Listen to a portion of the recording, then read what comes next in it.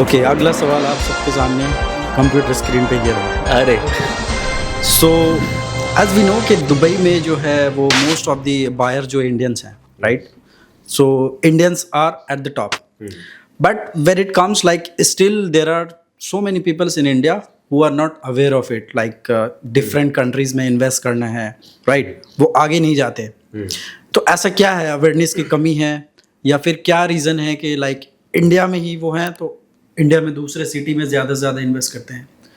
तो what is the reason कि वो लाइक या तो अवेयर नहीं है नेक्स्ट लाइक अदर कंट्रीज में इन्वेस्ट करना है, तो क्या रीज़न हो सकता है कि क्यों लाइक तो आप लोग बताओ इसके बारे में।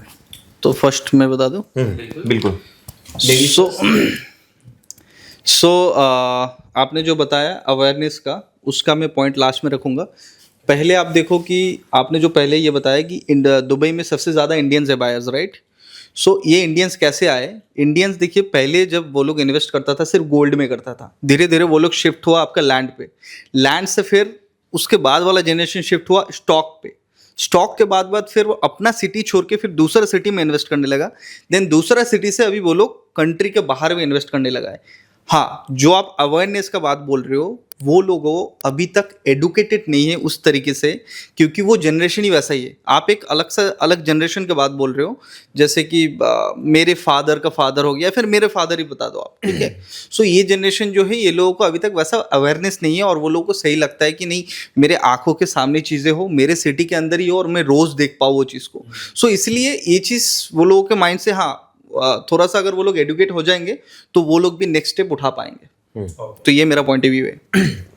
देखो, मैं इस पे मैं ये बोलूँगा कि आई लिव नियर मुंबई, तो Mumbai has been a real estate hub for a long time in India, we all know that, ठीक है? आई पर्सनली बिलीव इज कि लोग जो डरते हैं यहाँ पे इन्वेस्ट करने के लिए, सेफ है, सबको पता है सेफ है, कुछ फ्रॉड नहीं हो सकता है, कुछ भी नहीं हो सकता दुबई में। No developer can ditch you, no agent can ditch you, no agency can ditch you, सब चीज़ पता है। दिक्कत ये है ना कि इंडियंस को रियल स्टेट को लेके इमेज इतनी बुरी बनी है माइंड में, फॉर होमसोएवर रीजन, जो भी दलाल बोलते हैं, दलाल, व्हाटसोएवर रीजन, जिस वजह से भी खराब हुई। जैसे एक मुंबई में कई सारी ऐसी प्रॉपर्टीज है जो 2012 में जिनकी पोजीशन मिलनी थी, आज तक नहीं मिली, 15 साल डिले, 10 साल डिले। अभी रिसेंटली गुड़गांव में भी तो वो पकड़ा गया 32 एवेन्यू का। 25 क्लाइंट्स को एक ही प्रॉपर्टी 25 क्लाइंट को बेचता है, 500 करोड़। अब क्या होगा, आपको क्या लगता है? 500 करोड़ का वो फ्रॉड किया है, आपको क्या लगता है? Life time imprisonment? क्या होगा? कुछ नहीं होगा। वी ऑल नो कि क्या होने वाला है गाइस, हमको बताने की जरूरत ही नहीं। अब क्या होगा, ज्यादा से ज्यादा कितना टाइम जेल में रहेगा, या उसके 500 करोड़ में से उसको कितना उससे वापस लिया जाएगा, और क्या होगा, we all know that. But let's come back to our topic and Dubai. तो बस वही मेरा पॉइंट है कि क्या बोल रहा था मैं,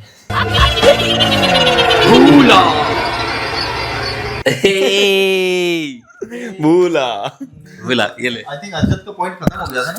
नहीं नहीं, वो रियल स्टेट का था। हाँ, रियल स्टेट का इमेज इतनी बुरी बनी है ना कि हमारा डर ये है कि मेरे मुंबई में मेरी एक बिल्डिंग है, बाजू की बिल्डिंग में कोई बड़ा डेवलपर कंस्ट्रक्शन लेके आ रहा है, मैं वहां इन्वेस्ट कर रहा हूँ, 15 साल से वो डिले कर दिया हैंडओवर। जब मेरे घर के बाजू में कोई डेवलपर है, इतना बड़ा डेवलपर है, वो ऐसे कर सकते हैं, मैं कैसे भरोसा करूं दूसरी कंट्री में जाकर? Then here again comes the point, जो ये बोल रहे हैं, अवेयरनेस नहीं है।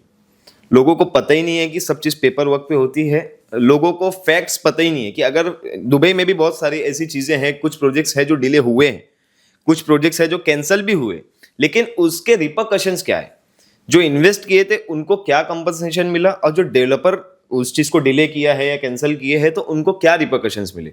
इस चीज़ के बारे में अगर हम लोग को एजुकेट करेंगे तो उनको समझ में आएगा there is a lot of difference between Indian real estate and Dubai real estate. Lot of difference.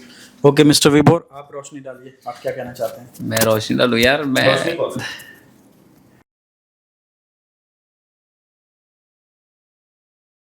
डाल देता हूँ। हाँ, विभोर रोशनी डालिए। भाई ठीक है, भाई ठीक है। एक ही चीज घूम फिर के आ जाती है, एजुकेट, ठीक है, education.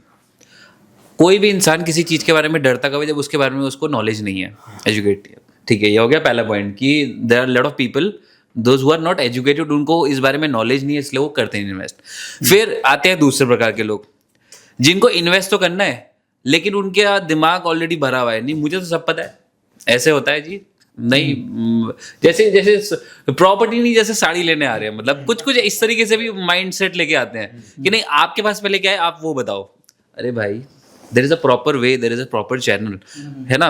You have to tell under what amount you guys want to looking for the apartment और टाउन हाउस और व्हाट टाइप ऑफ मतलब डायरेक्ट ऑप्शन भेज दो, मैं चेक कर लेता हाँ हाँ, ये कौन सी बात है भाई। ऑप्शन भेज दो, मैं चेक कर लेता हूँ।